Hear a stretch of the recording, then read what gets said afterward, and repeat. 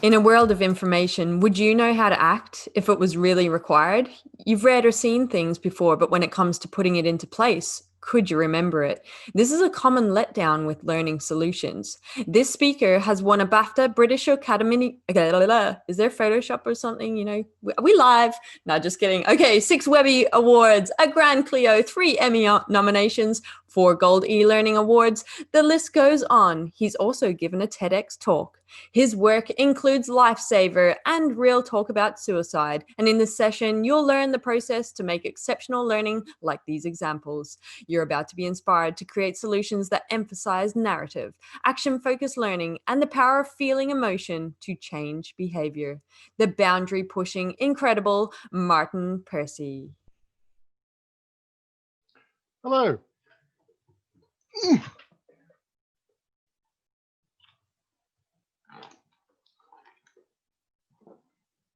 So, imagine that I had just had a cardiac arrest then. How many of you know what to do to save my life? Unfortunately, we can't do hands up, but I imagine that is not very many. And that's why today, more than 250 people will die in the UK, nothing to do with coronavirus. More than 1,750 people will die in the USA. More than 6,000 people will die in China. And as I say, all of these deaths are nothing to do with coronavirus. They are simply due to common, simple causes of death, where bystanders could save the victim's life if they knew simple emergency skills. But tragically, most people don't know those skills, and so the victims die. Now, wouldn't it be fantastic if we could use this internet thing to teach people how to use those skills in an emergency? Wouldn't it be great if we had something like this? Come on, breathe then. What do you do?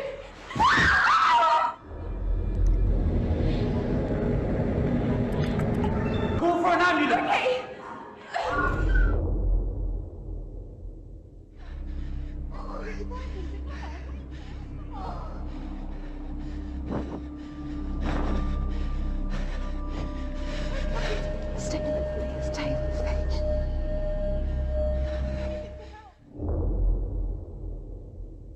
Isn't that the ambulance? Shouldn't we just wait for the ambulance people to arrive?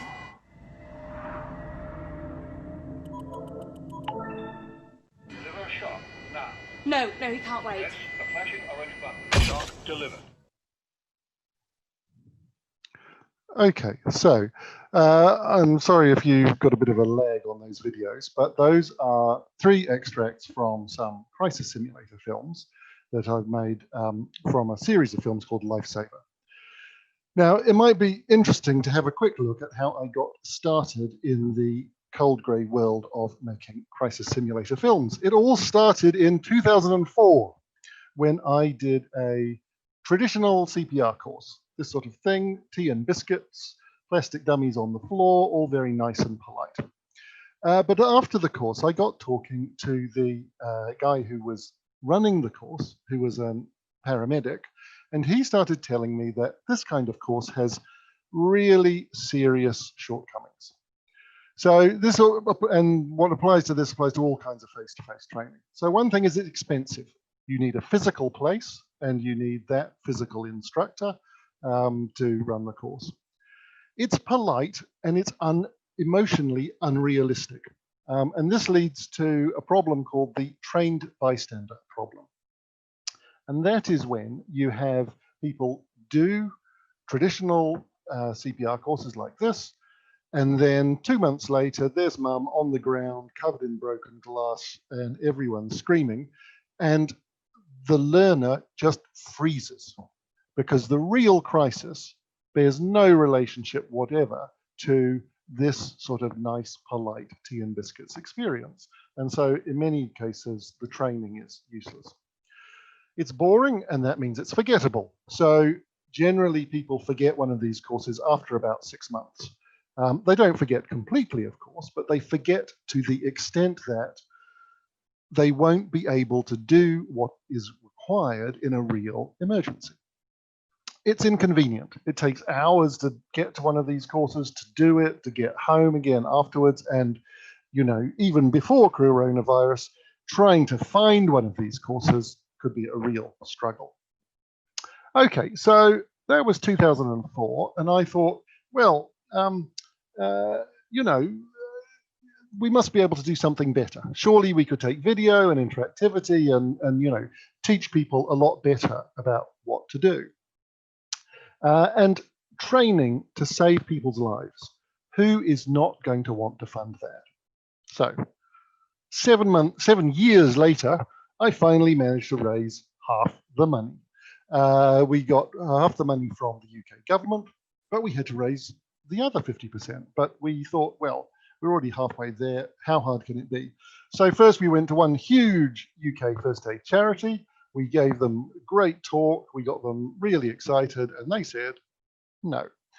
Then we went to another UK charity. We gave them a fantastic spiel and they said no. Finally, days before the deadline, we managed to find a tiny charity called the Resuscitation Council UK, and they finally said yes. And so we got to make Lifesaver. And Lifesaver essentially uses the power of film, but it turns viewers into doers. So we all know that film has incredible power to engage people emotionally, but people are generally passive when they are watching a film. With this sort of approach, we can have that emotional power of film, but we turn the viewers into doers. So they are active and they actively learn. So here's an example. Jake, come on. Jake. Jake. Come on, wake up, open your eyes, come on. Jake. Should we call someone? I don't know. Jake. Can you hear me? Come on, open your eyes. Does he even breathe? Why does he keep doing that with his mouth? Come on, mate, please. Let's say this is you. You're not a first aid expert. What do you do now? Okay, so here we have a basic choice. Do we get involved or try to help? Okay, now, do we do the health and safety thing, or do we run across to them now? Generally, what happens is people choose to run across to them now, and then this is what happens. Oi! Oh dear, you get knocked down by a bicycle. This shows an example of how by putting choices, we can show people the consequences of their action in a way that they are unlikely to forget. Now, the actual CPR is done by moving the device up and down 2 times a second. Here's an example with no audio. This shows what you would see on an iPhone if you were doing CPR. You move your device up and down 2 times a second. And if you are too fast, the guy dies. If you are too slow, the guy dies. Okay, so that's all very well, but why would it not work in schools? Well, think about most schools. Obviously, most kids have at least one mobile phone in their pocket, but of course, the teachers don't want the kids to use those phones. So schools, practically speaking, don't have one device per person. So what we did was we made a version for group interaction where the entire class of 30 kids, or it could be a school of 300 kids at an assembly, are all interacting with one version of the film playing on one computer controlled by a teacher. And it's called Heart Class. Here's your little trailer. Mr. Ryan? Alex, guys, come in here. Mr. Ryan? Mr. Ryan, are you okay?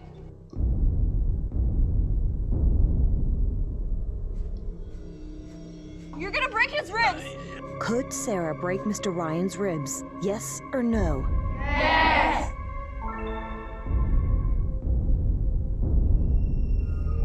No, Sarah, you can't. I have to. No, you can't.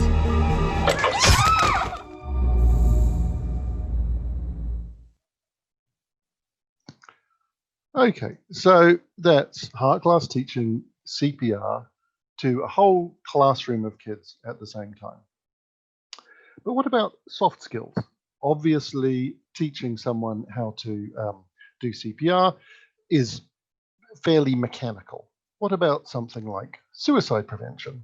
Well, I was lucky enough to get a chance to try the same approach with suicide, and this is a clip from an interactive film called Real Talk About Suicide.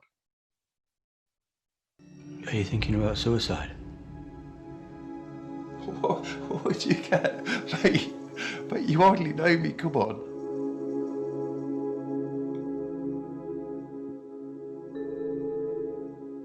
Buddy, are you thinking about killing yourself? I think about it all the time.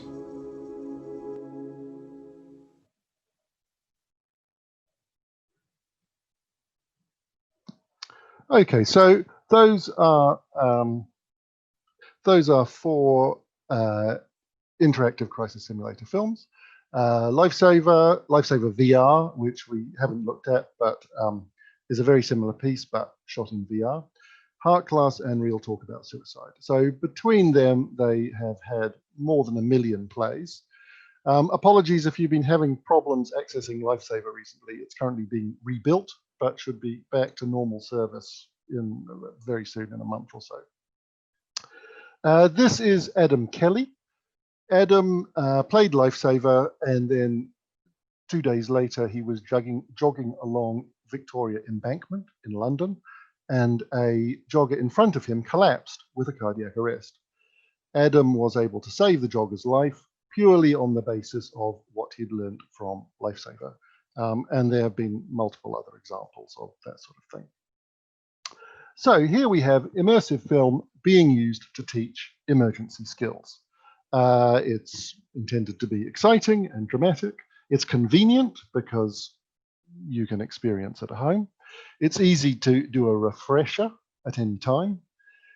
It only takes about 15 to 20 minutes to learn a skill. It simulates the emotional shock of a real crisis, and it forces the user to make smart decisions fast. And of course, there's another factor. Face-to-face training has been severely disrupted by the tragedy of coronavirus, whereas immersive film, obviously, it doesn't make any difference. Face-to-face training cannot scale.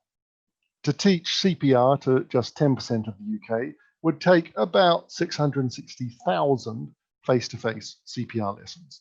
It's obviously never going to happen. Immersive film can scale. We could teach 10% of the UK in a day. However, you're saying, yeah, but if you can't measure it, it doesn't exist. Clients want numbers to prove the effectiveness of an approach. So show us some numbers. Okay, since you asked. So formal medical research has taken place in the UK on the effectiveness of Lifesaver. The research found that Lifesaver was 29% more effective than traditional face-to-face training. The research happened up in Halifax, and one group of kids played Lifesaver on an iPad. Another group of kids had traditional CPR teaching, and then they were tested immediately after 3 months and after 6 months. And after 6 months, it was found that the Lifesaver kids performed CPR 29% better than the traditionally taught kids. Formal medical research has also happened in the United States on Heart Class. It found that Heart Class was 46% more effective than traditional school teaching. So that's not exactly plastic dummy teaching. That's classroom teaching using the top commercial solution, which uses linear videos. Okay, so you might be thinking, how can I get that research? I might be able to use it to make my own projects. Pleased you asked. So the Lifesaver research is here. So you can, feel free to pick it up at tinyurl.com/learning-conf-martin learning-1. And the Heart class research is here at tinyurl.com learning-conf-martin-2. So feel free to download those. Those are publicly available. The Lifesaver research has been published. The Heart class research has been presented at the American Heart Association annual conference and will be published soon. Okay, you might be thinking, sounds like it might be good. Maybe I should make one of these films. So what is the methodology? So forgive me if I get a little bit rusty in what I'm going to say, because from here on, this talk is completely new.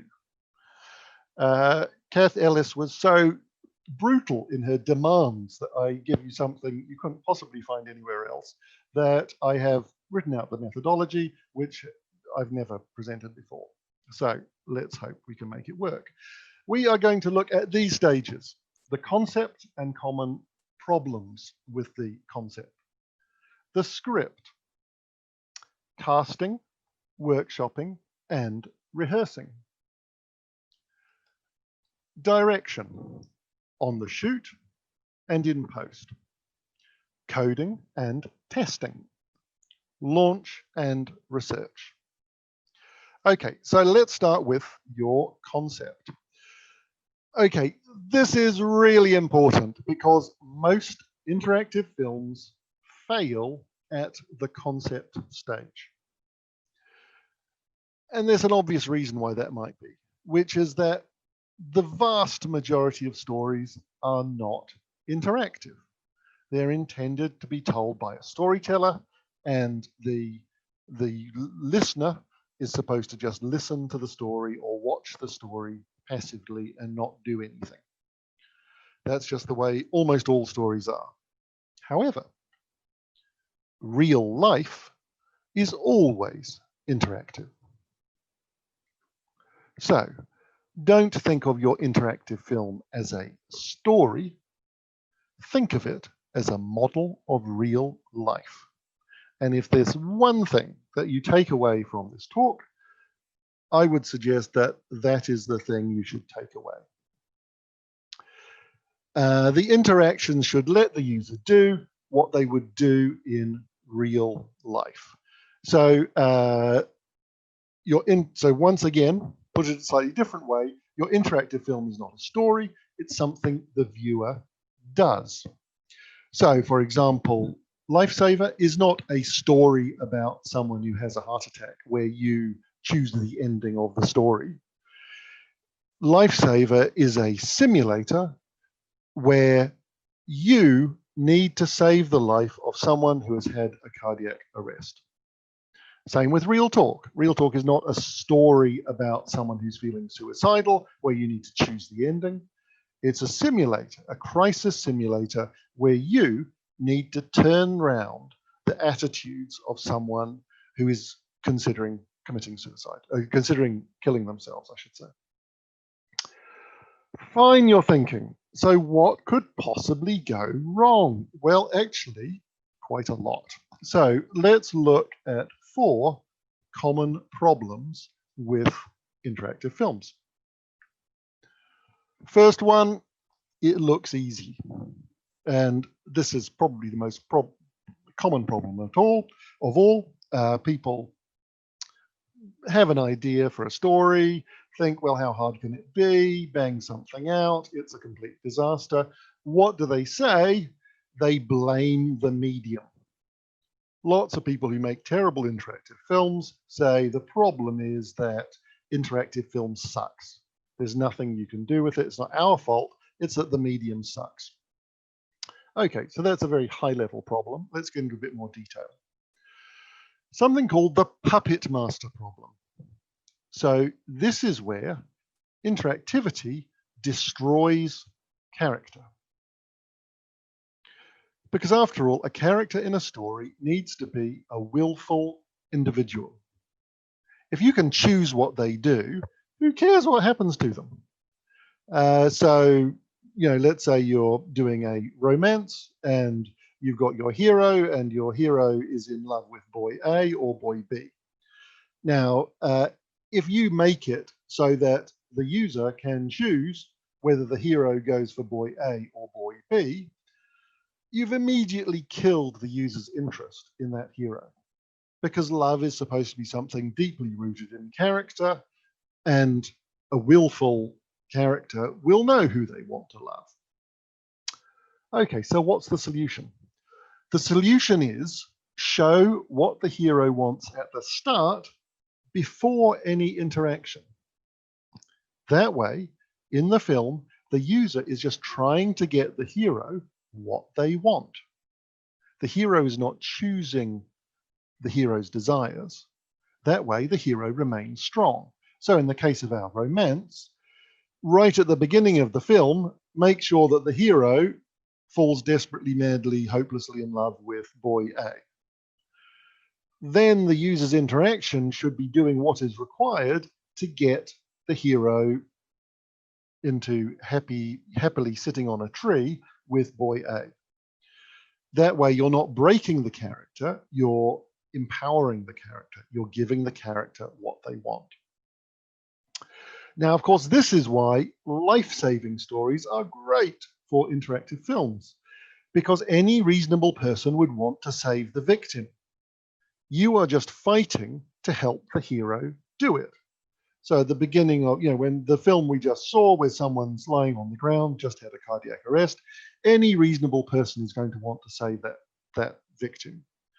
So the interactivity is not breaking the hero's character, you're just letting the hero get what they want.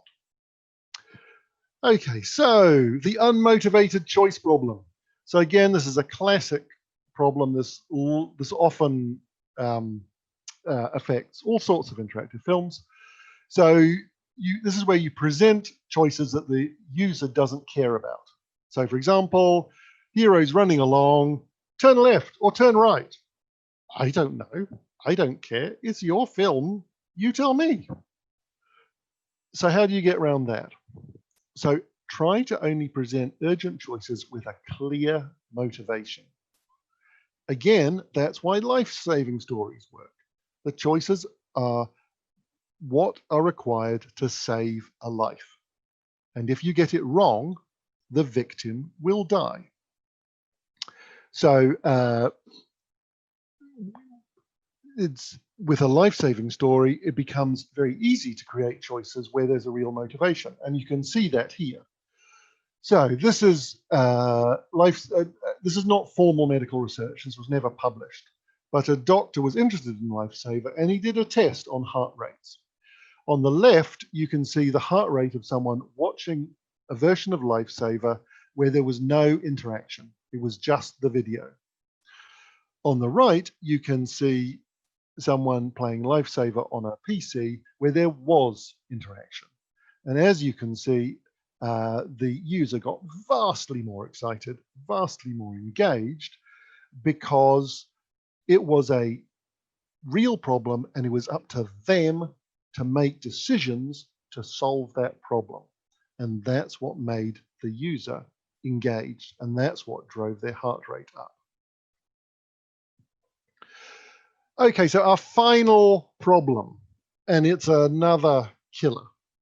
So the seen to unseen ratio problem. This is where you create a branching tree film requiring far more footage than any one user will ever see, for example, with multiple endings. And here is an example. So I don't know how many of you saw Bandersnatch, but Bandersnatch was a brilliant, deeply ironic example of an interactive film, and it was a model of a 1980s choose your own adventure story.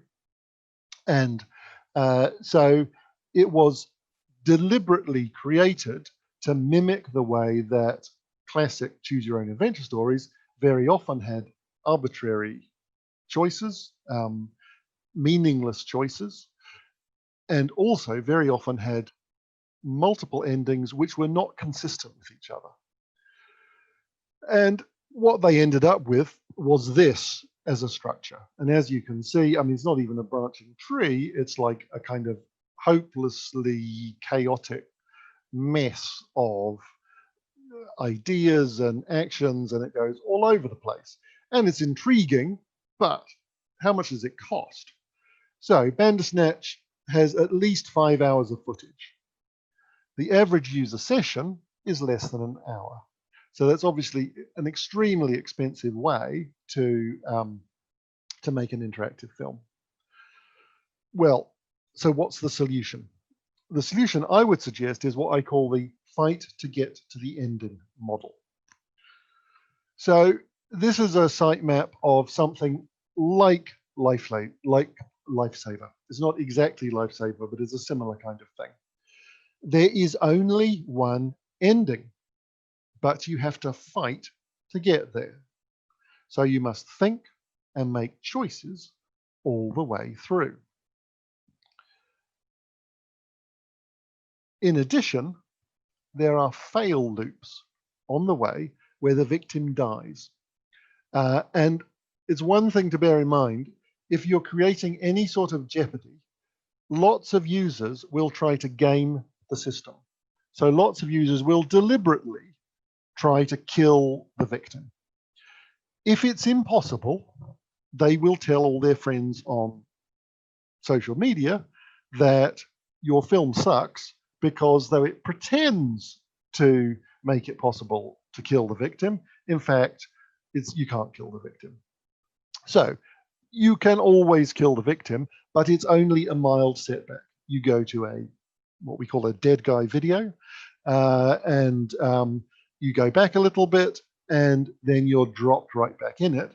And usually people are much more motivated by their temporary failure to keep going and do better next time. It almost never happens that people drop out of one of these films at any stage, and certainly not at the fail loop stage. At the end, you get a score and big congratulations. And so we usually need maybe about 20% more footage than we would have to shoot otherwise. So usually we're not shooting for an extra day because it's interactive. Usually we're just making the shoot day longer and harder because we're getting more material during the same shoot day. Okay, and often it starts with the magic call. So I got one such call from Grassroots Suicide Prevention. They saw Lifesaver and they wanted something equally effective for suicide prevention. So that takes us on to the next section. You've got your idea, maybe because of a magic call that you've had. How do you write your script? So what I suggest is you do a bullet point script with interaction. So that shows what happens for each choice. I like to script with bullet points only because it makes for much more realistic sounding dialogue, because the actors are using their own words. So this is the initial bullet point script for Real Talk About Suicide. And as you can see, it tells actors what to do, but it doesn't give them exact words to say. So at the top, we say we have a question for Joseph Stein, who could play Jason. Is he thinking about suicide? We don't script it. Are you thinking about suicide? We just have it's like a note for Joseph Stein to say words to the effect of, is he thinking about suicide? But the actor is using their own words when they actually say it. Also, you can see we've got a choice, and this indicates we've got two options which are in yellow because they are wrong, but they're not extremely wrong. And then we've got a green option, which is the correct option. Leading on to, is he thinking of killing himself? Yes, he is. That's exactly what he's been thinking about. He thinks about it all the time. Okay, what do we do about the actors themselves? Well, for actors, interactivity creates a new magic if. So the classic magic if of method acting is, if I was that person, then what? The new magic if of interactive film is, if this character was to do X rather than Y, then what? Some actors love this. Try to cast actors like that who love to explore, who love to improvise about how their character would behave in particular situations. So let's have a look at a little example. This is an audition clip showing Andy Chaplin. I've got some pills. Oh, sorry. And I know I need to take them. I know what I need to do before. And okay, never mind. Sorry, doesn't look like I can share YouTube with you. Okay, never mind. So Andy Chaplin was a brilliant, had a brilliant ability to improvise, as did Joseph Stein, and that's fundamental to the success of Real Talk About Suicide. So try to workshop the script and the interaction. So run workshops so that the actors can explore what their character is like, what their character would do in alternate situations. These workshops are extremely useful for strengthening a script. Afterwards, I can send links, share links to YouTube clips from the rehearsals, and you'll be able to see how Andy and Joseph did an incredible job of creating their characters in multiple different situations.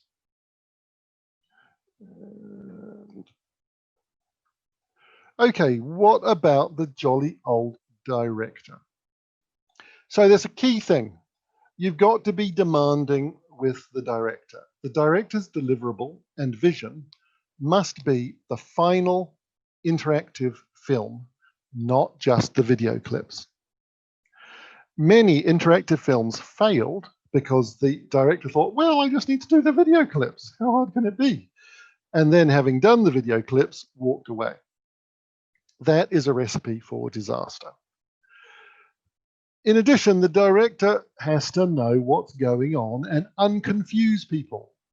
So the cast and the crew often get terribly confused during interactive shoots. And the continuity problem is, the continuity person is often useless because they can get more confused than anybody. The director must be able to know how everything joins together and be able to explain it. So the director should understand how to shoot both first-person point of view and third-person point of view. So first-person point of view is where you're looking through the eyes of the hero. And that naturally pulls people into interacting because they feel they are the hero. But you also need to shoot third-person point of view for emotional engagement so that you can see the hero and you can see the situation clearly. It doesn't work in traditional film, but we've already seen this in action in Lifesaver. Let's just have another look at the clip we saw at the start. I don't think he's mucking around. Jake, come on. Jake. Jake? Come on, Jake, open your eyes, come on. Jake. So this third-person point of view, I don't know. Jake. like a traditional film. Can you hear me? Come on, open your eyes. Does he even breathe? Keep doing that with his mouth. Come on, mate, please. Let's say this is you. We've You're just not seen a first first-person aid point of view. expert. Now we're What do you third-person do point now? of view again. We go back to our choice. First-person point of view. And then, bang, when we get hit by the bike, we're hit in first-person point of view again. So again, it feels much more personal. It feels like it's happening to you. Video post-production. So try to mock up all the interactions when you're editing. So all the buttons, all the choices, everything should be put onto your offline video as placeholder titles. That, remember that users are going to need time to make decisions. You'll want to refine the edit once you see the interactive film actually working, and afterwards I can share a link to an example of that on YouTube. One thing to watch out for is editors and post houses often underestimate time. This relates to the problem of that they think it's easy. So very often, even if you've told them it's going to be interactive, they don't know the effort that is going to require. So take them through it and get a watertight deal, or you may suddenly find that they're dropping out. Coding and testing. So it's really important to communicate clearly with coders. If you're a director, you don't need to be able to code yourself, but you need to understand what the coders are doing and to be able to describe your requirements very clearly in advance. That's why you need a coding script. It describes every interaction. It's got nice, consistent naming conventions to make everything clearer for the coders. So this is our coding script. And again, this is the same choice from Real Talk About Suicide. You can see, here's at the top, we see where in the video it is. Here's the question. We've got our 3 options, and then we've got very clear instructions about what happens with each of the options if we take those options. So that for a coder, there is no doubt at all in their mind. They can see exactly what to do. They can see exactly how everything ties together. And so this is the essence of what the director should be doing: clear communication. Okay, software. So I usually work with Unit 9. They have an in-house video player, but other options are Wirewax and Echo Studio. If you Google Wirewax or Echo Studio, you'll get linked through to their solutions, which are good. But just keep on Googling, because lots of people are working in this space at the moment, and there are lots of new solutions coming out. So just do a search, see what's out there, and see what works for you. Finally, the director has even got to help with the QA. If they think they're too glorious, tell them to shut up and get on with it. Because the thing is, QA testers don't know the director's vision, so the director must help them test the site. Video screen grab software like Camtasia is fantastic for showing coders exactly what's wrong. And I can share some examples on YouTube afterwards. Launch and research. So do research on your film if at all possible, so that you can get your own numbers, and please send them through to me. I would love to see them.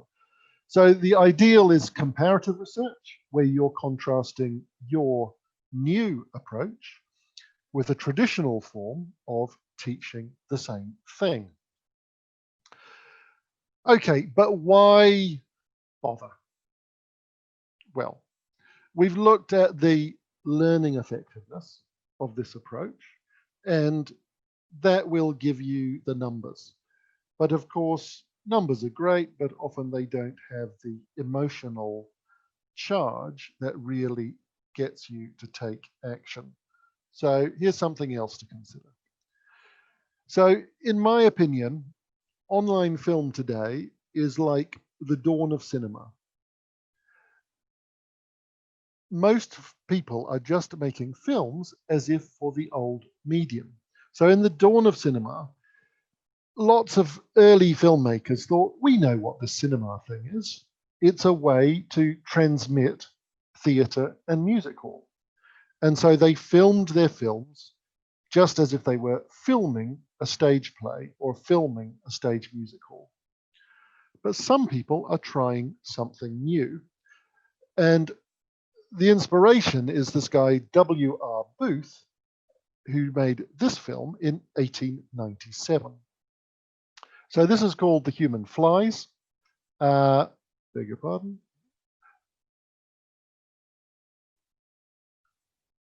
This is called The Human Flies. To start with, it's like most films, it's just film theatre. But then look what W.R. Booth does. Bang, bang. He's made the leap, haha, from just filming theatre to doing something you could only possibly do with the new medium. And for me, that's a great inspiration. Interactive film in 2020 offers something extraordinary. The chance to do something new and useful with film and video, which no one has ever done before. I've shown you some examples, but really, the field is wide open. There are, are there new things to be done? Of course, masses of things which I can't even dream of. Now it's up to you. So thank you. We'll see if we've got some questions now. Please don't hesitate to email me at martin@martinpercy.com. I'm very happy to gossip about interactive film, immersive film, and how it can teach better. So please don't hesitate. Thank you very much. Hi, Martin. Thank you for that. That was absolutely incredible. We are in awe of the solutions that you create. We just think it's so realistic and, yeah, insane. We have a question from Narad in the audience.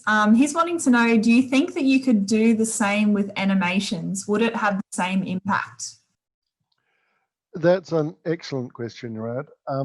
I think what I would say is that basically the answer is yes, but you might find that depending on the topic and the story, that you might find that animation didn't have quite the same emotional impact. That with the examples that we looked at, someone having a cardiac arrest, if you put it into a game, if you put it into a CGI game engine, and people have done that a lot, it just doesn't work because it doesn't have the same emotional power as a real person in a real place. But of course, there are many animated films that have incredible emotional power, and so absolutely you could combine that with interactivity. And of course, there are many games that have a great deal of emotional power, so that could indeed work as well. So I think the answer is yes, but in the sort of life-saving examples that we've looked at so far, I suspect that real people in real places will be more powerful. But I'm delighted. I look forward to seeing your interactive animated films, and please do send me a link because I'd love to see how it works. Great, thanks, Martin. We have another question here. Are there any lessons that you learned from creating Lifesaver that you used for real talk about suicide?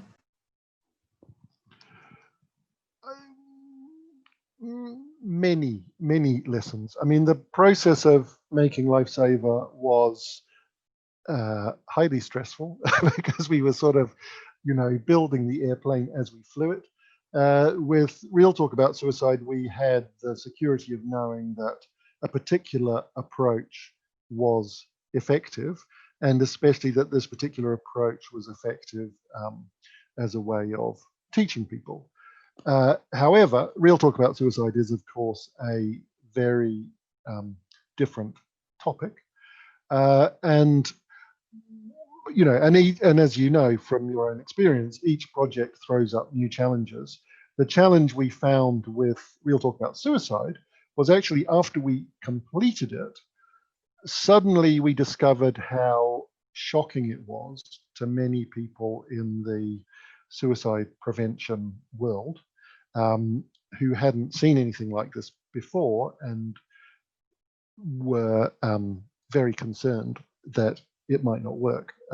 So we had to go through basically a year of testing to prove that it was effective, and multiple, it had to get signed off by a large number of experts in suicide prevention, and also signed off by a large number of lay people were brought in to view it and respond to it. And only then, after it passed both of those tests with flying colours after a year. Only then was it allowed to go live. And so that was something that obviously we hadn't anticipated at all from Lifesaver. But so so that was something new. And I always feel that with every job, even the most apparently simple job, there's always something that you can learn. There's always something new. There's always something that you can experiment with. Great, thank you, Martin. We also have a question from Leonard. He would like to know, what is a typical budget for creating an interactive film, and how has it changed from Lifesaver to now? Leonard, you asked the most difficult question, sir. So the budget of Lifesaver is public record because it was 50% publicly funded. The budget of Lifesaver was £198,000, 50% from the UK government, 50% from the Resuscitation Council UK. The Lifesaver was coded in Flash. As you know, Flash kind of fell into disrepute and became very difficult to work with. Lifesaver kept working, but there was this kind of interactive film winter from about 2012 to about 2018 when it was very difficult to make it work with HTML5.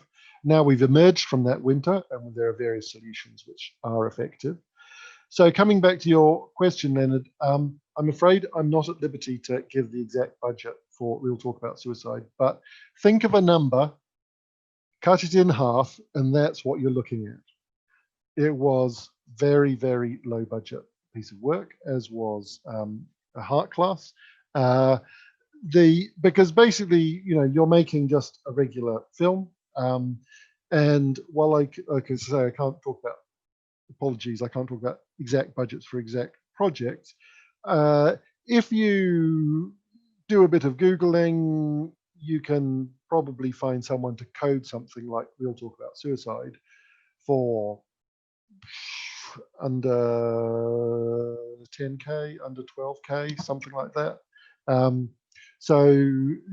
But there's a lot of caveats to that, and it depends exactly what you want and so on and so forth. So please don't email me angrily to say, you said I could code one of these things for 12K and blah, blah, blah.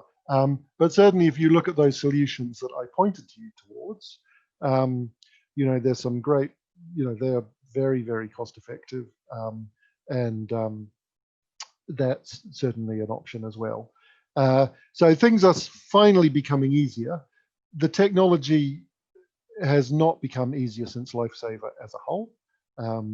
Generally, on the contrary, technology is becoming more and more locked down. It's becoming harder to do sort of things that you want to do. But we've come past the winter stage and things are getting easier again and hopefully cheaper. So apologies, I can't be quite as specific as I would like, but I hope that answers your question. We have another question from Leonard, Martin. Oh, God. So Leonard would like to know, do you think you learn more or as much from incorrect choices compared to correct choices in a decision-based learning model? Fine. Thank you, Leonard. So having given me the toughest question of all, how much does it cost? You've now given me the easiest question of all, which is, people learn from mistakes. Absolutely. And it's thank you for raising that, because one thing that is a useful principle, which I should have mentioned before, is that I always try to get something which people will get wrong in early, because once people have made a mistake, that changes their attitude. The clearest example is the choice that we looked at, and that's why I showed it, which is do you run to them now or check for danger first choice. So doctors frequently get that question wrong. And of course, as soon as they do, it makes them sit back, and it just opens their mind to the possibility that actually there might be things going on here that are surprising to them, that this is not a world where they automatically know everything.